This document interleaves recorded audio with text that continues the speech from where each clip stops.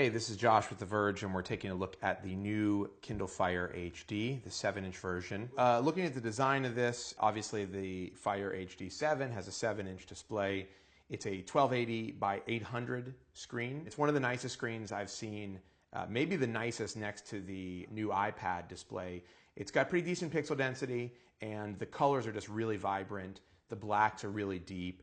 And Amazon went on about the reflectiveness here, about how they've sort of treated this to be anti-glare, but it still feels fairly heavy on glare to me. So it's not like a big improvement in that department. It's got a camera right here underneath the bezel for Skype conversations, which is an app that works quite well on here, actually. The bezel is a little bit bigger. Clearly, they want to give you some purchase for your thumbs. And it's got, generally a nice design. It feels very much like an iPad or a touchpad. I mean, it's got like the rounded corners. And you go around back, soft touch material on the back. There's a thin strip of plastic right here which houses dual driver speakers. The website describes these as room-filling sound, but the website is high and drunk because they just sound like kind of tinny laptop speakers. But they do sound loud, and they are in stereo, and they don't distort. So when you're holding this device in landscape like this, you actually do get a pretty good stereo field, but it's not like stereo that you might get out of an actual stereo. One other thing worth really pointing out on the hardware is the placement of the power button, the power sleep button, and the volume rockers.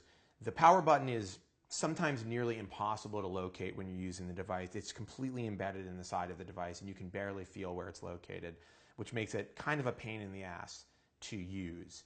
And the volume rocker suffers from the same problem. Inside, it's got a 1.2 gigahertz dual-core TI OMAP CPU. It's got Power VR graphics, a gig of RAM. This version has 16 gigs of storage. They make a 32 gig as well. It has Bluetooth, no GPS chip, no NFC, if you're worried about that sort of thing. It's relatively bare bones. It does have a light sensor, an accelerometer, and a gyroscope. In general, performance was really good. Game performance was, I would say, excellent. I was playing Dead Space on it, which is one of my tablet go-tos, and I thought performance was very good. As has been pretty well documented, this is running Android 4.0 Ice Cream Sandwich, but Amazon has stripped away pretty much all of the defining features of that version of Android. It's really, in some ways, works to its advantage because it streamlines a lot of stuff, and I think in other ways it creates confusion about how to navigate and consistency issues in terms of the navigation of the device. Additionally, Amazon software, the layer that they've added to Android, is not that smooth and can be kind of sluggish and laggy and a little bit buggy. So the experience is simplified, but in that simplified experience, it's not always perfect. For instance, in places like the keyboard, I think that whatever Amazon is doing has been a detriment to the functionality of the keyboard, not an improvement. It feels sluggish, presses on it seem to take longer, and it's just not a comfortable typing experience.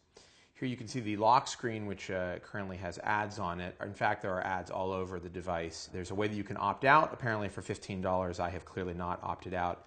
And as you can see, you're treated to a variety of different advertisements when you lock and unlock the device. So this is the basic home screen. I get the feeling that Amazon kind of wants you to hold it in landscape instead of portrait, though there's certainly a lot of stuff you do on this in portrait. For instance, book reading. Here's portrait mode. Now, something interesting about portrait mode, you'll notice that down here in the corner is an ad. And as you scroll through your content, this could be your apps or books or anything else you have on the device, it'll suggest other things that customers have bought and that it wants you to buy down below here. Now, when you opt out, this little ad goes away and the lock screen ads go away, but these stay. So it's kind of constantly recommending things for you to buy, which some people may not feel super psyched about. This is a comic I was reading. This is, of course, purchased through Amazon. And you can see that there's navigation that appears and disappears, which I actually find a little annoying because it makes getting around that much more difficult. They've put the home button on the left side here, the back button in the middle, which doesn't make any sense to me. And they've got this little favorites button, which you can arrange with your own apps. It's not exactly multitasking, but it can kind of stand in for multitasking, but it doesn't show you what you've recently used. Recently used apps are shown here on the home screen. It can be apps, it can be music you've listened to, it can be web pages you've visited, books you've read, movies you've been watching. So one of the really notable pieces of the puzzle here is Amazon's ecosystem. It is just fantastic. It is really one of the only ecosystems, maybe the only at this point, that can take on what Apple is doing. And it actually goes beyond what Apple offers and in some way bests it. Particularly with the Prime offerings, you get a bundle of great content that you don't have to pay for. You've got a flat fee. You pay your subscription price once a year and you get access to tremendous stuff. And that's something that not even Apple or Microsoft can offer at this point. So it is a really compelling reason to take a look at this device, especially if you feel like that's going to be the focus of your use. One of the nice things that Amazon is doing is Whisper Sync, which they're now kind of bringing to every service that they offer. For movies, what it means is that you're able to start watching something on the device or elsewhere and then pick it up when you pick up your tablet or when you move to your living room. And it's a pretty cool, I have to say, it's pretty cool, and it shows how big their ecosystem really is, because you can do this on Roku, on your Xbox, on other devices like smartphones. So it really is kind of a system-spanning ecosystem that they're showing off. And it works nicely, it works well. They've been doing the same thing for books, where you can sync your books across devices. They've brought it to movies. The other thing that they've brought is X-Ray. Right now, it's basically just cast list from IMDb. They're also doing this in books. It shows you character mentions, and if you click on the characters, you get a bio about that character and some other information. So right now, X-Ray isn't that useful, but I think it's foreseeable that in the future, Amazon will expand what X-Ray actually does, whether it's related content or even perhaps being able to purchase things that you see in a movie or items that are mentioned in a book. The idea of dissecting what the content is and what's inside of it seems pretty powerful. But right now, it's I'd say, a little bit of a sideshow. One thing that's interesting about the App Store is that there are a lot of games here, not very much productivity software. The stuff that is available, I wouldn't say is necessarily the cream of the crop. I think Amazon wants to push the App Store really hard, but in comparison to what is offered for something like the Nexus 7, it's a much smaller selection, and I would say that the quality of the selection is not nearly as good. So in all, the Fire is actually a really excellent tablet for $200. And it's mostly excellent because of the Amazon connections. The offerings in terms of content are fantastic. I mean, they really show the breadth and depth of Amazon's ecosystem, and they are really valuable as far as I'm concerned.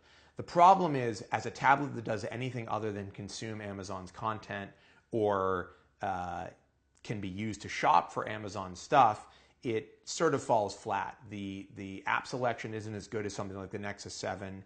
The user interface, in my opinion, isn't as good as something like the Nexus 7 or the iPad, which is, of course, in a different price class. But this is a question about whether you want a device that is for lean back, casual experiences, or a device that can do more than just those casual experiences. So if you're a user that's looking for a more full-featured experience, a more full tablet experience, something like what the iPad can provide, I would say you want to look at the Nexus 7. There's just a lot more you can do with it. It just seems a lot more capable to me.